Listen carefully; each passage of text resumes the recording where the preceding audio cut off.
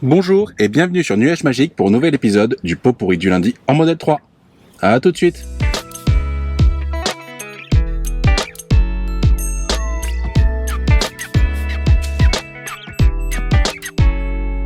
Hier, j'ai partagé avec vous une prise en main de la DS3 Crossback E-Tense, donc la version 100% électrique. C'était vraiment une prise en main. Je vous ai pas donné de détails avancés. J'ai pas beaucoup parlé de la partie électrification, autonomie, recharge, etc.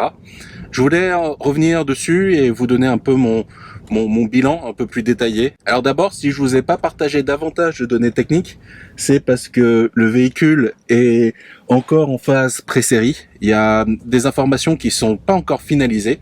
On a déjà eu l'expérience de la Kia e-Niro. Je pense que c'était peut-être aussi le cas sur la Hyundai Kona, où entre ce qui était annoncé au moment des premières ventes et ce qui a été réalisé quand le véhicule est effectivement arrivé sur le marché, il y avait des différences, notamment au niveau de l'autonomie WLTP, de la consommation et de trois autres paramètres. Et à l'heure actuelle, quand on va sur le site de DS, on voit bien que c'est encore un chantier, que c'est en cours de construction.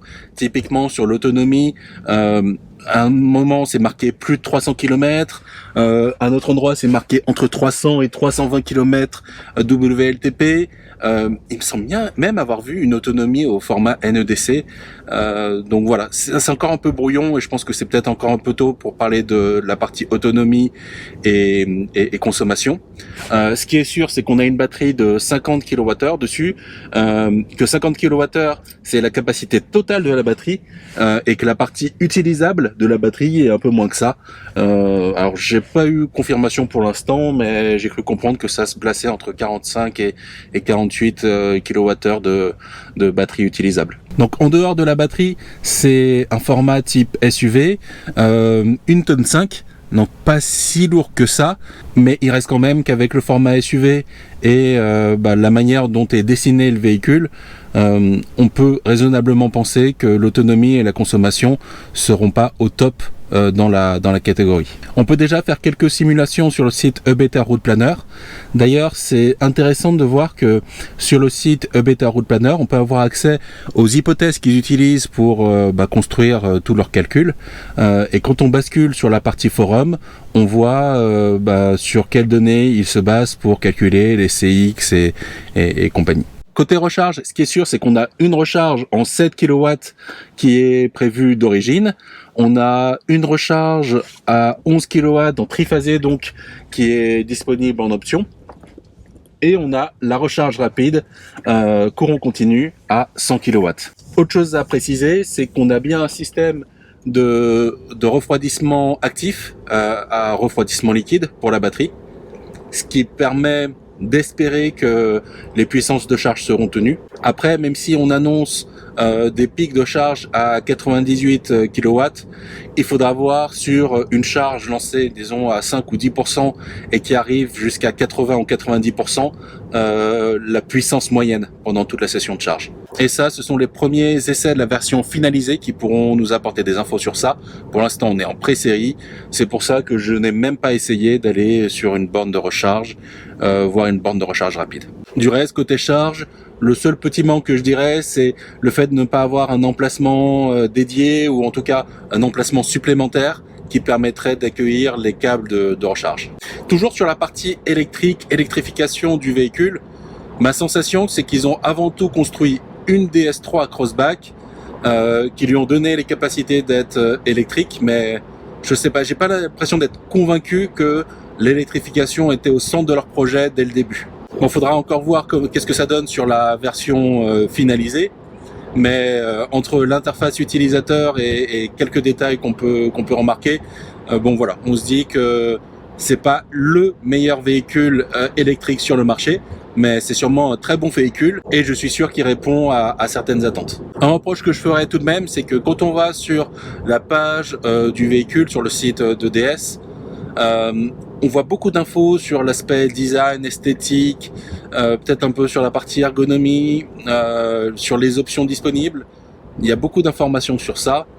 Les informations techniques sont, je trouve, pas assez mises en avant ou pas comme j'aimerais. Alors c'est peut-être juste une histoire de goût, hein, et peut-être que c'est juste moi. Et au-delà de ça, des petites erreurs comme par exemple une puissance de charge indiquée en kilowattheure au lieu de parler de capacité si on est en kilowattheure ou de puissance en kilowatts. Sur le site de la i208, je retrouve beaucoup plus facilement les informations qui m'intéressent en tant qu'électromobiliste.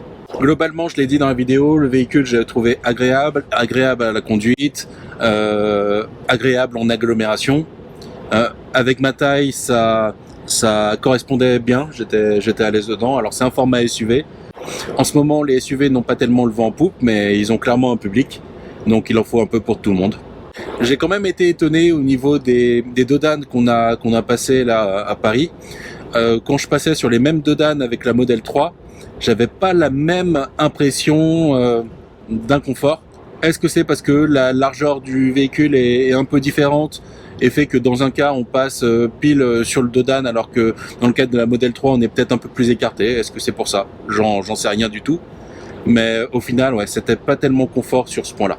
Mais tout compte fait, j'y suis allé à cet essai en étant peut-être un peu pessimiste parce que avoir le prix et avoir les spécifications que j'avais déjà vues sur internet, avoir l'essai automobile propre, je me disais bon est-ce que ça vaut vraiment le coup. Après l'avoir essayé et en me mettant dans le contexte d'une utilisation en agglomération et uniquement ponctuellement sur autoroute pour dépanner 1, 2, 3 fois par an pour des vacances ou pour des week-ends prolongés. Voilà, dans ce cadre-là, je me dis pourquoi pas.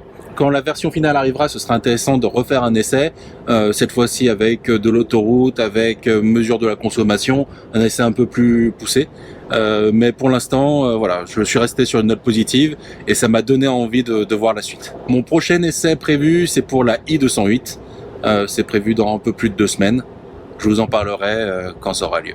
Côté actualité, la valse des prix continue chez Tesla, avec le modèle grande autonomie côté US qui prend quelques centaines de dollars et qui prend aussi un peu moins de 15 miles de plus d'autonomie. J'ai pas encore vu de changement côté store français, mais ce sera sûrement répercuté pour la partie prix. Pour la partie autonomie, le site de Tesla parle de données WLTP et je suis pas certain qu'ils puissent très facilement changer les données WLTP comme ça. Peut-être que ça nécessite des tests ou voilà. Je sais pas si ça va changer, mais on aura droit bientôt à une mise à jour pour améliorer l'autonomie des grandes autonomies. Dans une de mes premières vidéos, je vous l'avais dit, quand vous trouvez la Tesla qui vous intéresse, je pense qu'il ne faut pas attendre trop longtemps. À partir du moment où vous avez fait votre choix, où vous avez fait votre financement, faut pas forcément attendre la bonne affaire, faut craquer et puis voilà. Parce que vous savez jamais dans quel sens vont évoluer les prix. Toujours dans l'actualité, en ce moment, la Californie, appuyée de quelques constructeurs, essaie de se battre contre l'administration de Donald Trump. L'administration précédente, Obama, avait mis en place des objectifs de réduction d'émissions et l'administration Trump est revenue en arrière. Mais côté Californie, il y a eu une ambition de tenir malgré tout les ambitions affichées précédemment. Et le gouvernement de Trump ainsi que certains constructeurs sont contre ça et disent que ça risque de nuire à l'industrie automobile américaine. Du coup, il y a des gens qui se battent en ce moment aux US pour continuer de permettre aux constructeurs de mettre sur le marché en Californie des véhicules très émetteurs. Sur le principe, j'ai l'impression que c'est pas la bonne guerre qu'ils sont en train de mener. J'ai l'impression qu'ils vont pas dans la bonne direction. Et je pense que si ils faisaient des efforts pour la Californie, pour les États-Unis, ils seraient encore mieux armés pour répondre aux enjeux qui arrivent pour demain, pour l'Europe et pour le monde. Là, je suis en mode navigation autopilote, je suis sur le périph'. On arrive à une entrée ici. Je veux voir comment la Tesla va réussir à s'engager et si elle va faire attention à la priorité à droite. Mais je trouve que là, ça s'est bien passé. J'ai pas eu à réagir, j'étais hyper vigilant, mais ça s'est plutôt bien placé. Après, elle laisse quand même pas mal de place devant, et ça peut perturber les gens. Les gens peuvent croire que je suis pas conscient de ce que je fais, alors que c'est juste l'autopilote qui laisse de la place. Donc pour revenir sur ce sujet californien, FCA fait partie de ceux qui sont sur la ligne de Trump et qui aimeraient empêcher la Californie d'aller vers des émissions plus basses. Et pourquoi je parle de ça aujourd'hui ?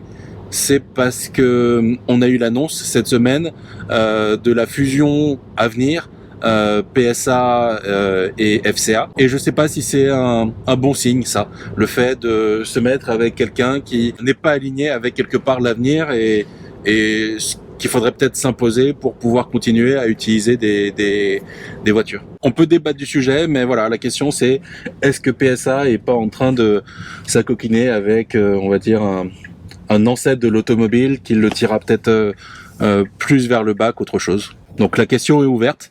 Je n'ai pas la réponse, mais voilà, ça se pose là. Autre sujet d'actualité, en Allemagne, il y a une plainte qui a été déposée au sujet du système autopilote de Tesla et la manière dont Tesla le vend à travers son site et son marketing, comme quoi ça pourrait induire les consommateurs en erreur et que ce qui est promis n'est pas ce qui est réalisé.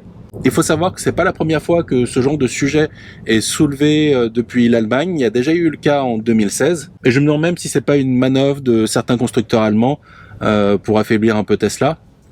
Mais moi, en tant que consommateur et en tant que client, quand j'ai passé ma commande, j'ai clairement vu qu'il y avait des limites à l'autopilote, que l'autopilote c'était pas un mode où on lance et tout se fait tout seul. Il était également indiqué que le mode conduite entièrement autonome ne serait pas forcément disponible partout parce qu'il y a des spécificités réglementaires pour chaque pays et qu'il faudrait éventuellement attendre. Et surtout, quand on parlait aux conseillers, les conseillers étaient plutôt du genre à vous dire, on peut pas du tout vous dire quand vous serez éligible, vous, en France ou en Europe. Et j'ai pas vu de conseiller qui me poussait à prendre cette option-là. Il y a quelques semaines, il y a eu un petit échange sur Twitter sur un sujet de ce type-là. D'abord, Elon Musk a fait une blague au sujet de Porsche et de sa Taycan en disant que le turbo qui est contenu dans le nom Taycan ne faisait pas ce qu'il pouvait laisser entendre, comme quoi il peut pas y avoir de turbo dans une voiture électrique. Et il y a quelqu'un qui a réagi en disant « Hey Elon, l'autopilote dans tes Tesla, ça fait pas ce que le nom laisse penser. » Comme quoi, c'est pas vraiment de l'autopilote. Et là, Elon Musk a répliqué en mettant en lien vers l'article Wikipédia qui définit le terme autopilote. Et cet article Wikipédia qui prend en compte le terme autopilote dans son contexte de l'aviation, mais aussi dans d'autres contextes, dit que ça veut pas forcément dire un fonctionnement 100% autonome sans aucune interaction, mais la définition est plus proche de ce qu'on a avec Tesla dans sa conception de l'autopilote. Donc voilà, tout ça pour dire que moi de mon côté, je me suis pas du tout senti floué et je pense qu'ils sont assez clairs sur le sujet. Il y a une vidéo YouTube qui est parue cette semaine sur POA. C'est la première partie d'un road trip en Audi e-tron. Alors si le véhicule a l'air agréable et qu'ils ont l'air assez contents de faire le voyage en e-tron, ils ont une mauvaise aventure d'une à l'arrivée parce que le véhicule n'est pas chargé comme ce qu'ils attendaient. Et ensuite, quand ils vont sur une bonne recharge sur l'autoroute, la nuit, il était déjà un peu tard. Ils ont galéré un petit peu. Une chose que je veux quand même remarquer, c'est que sur l'e-tron, on a un port de charge des deux côtés. Alors là, typiquement sur la vidéo, on voit que ils ont confondu les deux côtés. Ils sont allés sur le port qui était uniquement dédié à la recharge en courant alternatif, alors que la partie recharge en courant continu, donc la recharge rapide, est du côté gauche du véhicule. Alors ça, c'est une petite erreur et peut-être que ça aurait dû leur être expliqué quand ils ont pris possession du véhicule. Mais ça reste quand même super intéressant que Audi ait pensé à faire ça, avoir deux ports de charge de part et d'autre, parce que pour la recharge du quotidien ou de proximité, pouvoir se brancher de chacun des côtés en mode trifacé 22 kW, c'est super malin. J'ai fait la remarque que s'ils avaient utilisé A Better Route Planner, peut-être qu'ils auraient fait un trajet un peu plus agréable et qu'ils auraient trouvé un arrêt qui leur faisait perdre un peu moins de temps. Donc c'est pas sûr parce que je connais pas le détail de leur programme. Mais A Better Route Planner, c'est un outil qui gagne à être connu et je pense que pour les prochaines fois où ils auront à faire des essais d'électrique, ce serait vraiment top qu'ils montrent à toutes les personnes qui ne connaissent pas forcément l'électrique en détail qu'il y a ce genre d'outil qui est disponible sur le marché. Et plus que ça, ce serait génial si on pouvait avoir une interview de la part de POA, du créateur de A Better Route Planner. Donc j'attends avec impatience la suite de leur trajet en e-tron et j'espère que ça s'est bien passé pour le reste de leur parcours. Dernière vidéo que je voulais partager pour cette semaine, c'est la deuxième vidéo de Björn Nyland sur l'hydrogène. Autour de moi, on parle régulièrement de l'hydrogène en me disant l'électrique c'est une solution, mais la vraie solution de l'avenir c'est l'hydrogène. Et moi, je suis toujours un peu sceptique par rapport à l'hydrogène. Alors peut-être que je me trompe, peut-être que je suis dans le faux, mais voilà, j'y crois moyennement pour les voitures. Peut-être davantage pour tout ce qui va être camion ou transport collectif. Mais la vidéo de Björn illustre bien ce que j'avais en tête. D'une, le fait que la recharge hydrogène coûte cher.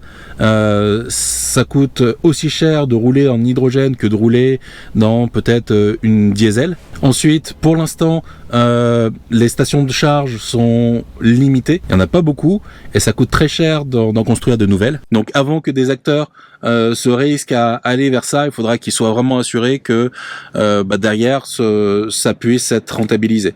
Ou sinon, il faudra qu'il y ait beaucoup d'argent public pour pouvoir le mettre en place sans avoir une garantie que derrière le réseau sera utilisé. Derrière, il y a le problème de la maintenance. Et ça, j'en avais déjà conscience, je savais que ça appelait à une plus grande maintenance, mais j'avais jamais vu le cahier de maintenance des dernières voitures hydrogène mises sur le marché. Et en voyant la vidéo de Björn Nyland, je me dis que c'est juste une usine à gaz. Et moi, quand je choisis l'électrique, c'est pour que ce soit simple, avec des coûts maîtrisés, savoir où je vais. Je sais qu'il y a une batterie qui sera potentiellement à changer un jour. Est-ce que j'aurai encore le véhicule à ce moment ? J'en suis pas sûr. Avec l'hydrogène, j'ai l'impression que c'est de se lancer dans des galères imprévisible. Et le dernier point, le point de l'écologie, parce que c'est celui que tout le monde met en avant vis-à-vis de l'hydrogène, comme quoi c'est la solution miracle. Il y a le site de Air Liquide qui décrit bien les possibilités aujourd'hui mises en œuvre pour produire de l'hydrogène. On voit que les possibilités qui existent sont soit émettrices de CO2, soit consomment beaucoup d'énergie et ont pas un rendement assez élevé. Donc peut-être que je me trompe, mais j'y crois pas, en tout cas pour l'instant. Alors beaucoup de personnes disent ça va venir, il y a de la R&D à venir. C'est pas que depuis hier qu'on produit de l'hydrogène pour plein de besoins dans l'industrie ou ailleurs. Donc voilà, même si la R&D avance, c'est pas quelque chose qui va avancer comme ça d'un coup. Parmi les partisans de l'hydrogène, le gros sujet qui est pointé du doigt vis-à-vis de l'électrique, c'est la fabrication des batteries et leur recyclage. Je pense que dans l'industrie, partout on utilise des produits qui sont extraits dans des mines. C'est toujours quelque chose de discutable. Alors ça l'est aussi pour les batteries. Et je parle même pas de l'extraction du pétrole, de son transport, de son traitement et de tous les problèmes d'écologie qu'il peut y avoir autour de tous ces sites-là. Pour ce qui est du retraitement en fin de vie, on est sur un marché qui en est à son balbutiement et je suis convaincu que quand le marché se positionnera vraiment en force et qu'il y aura un marché conséquent à traiter, écoutez, je pense que des solutions seront trouvées. Après, si à ce moment-là, faut augmenter le prix d'achat pour tenir compte du retraitement, pourquoi pas qu'on mette les choses sur la table. Mais voilà, je me voyais pas me dire je veux pas passer à l'électrique parce que un jour peut-être que l'hydrogène ce sera meilleur. Ce sera tout pour aujourd'hui et je vous dis à la semaine prochaine sur Nuages Magiques.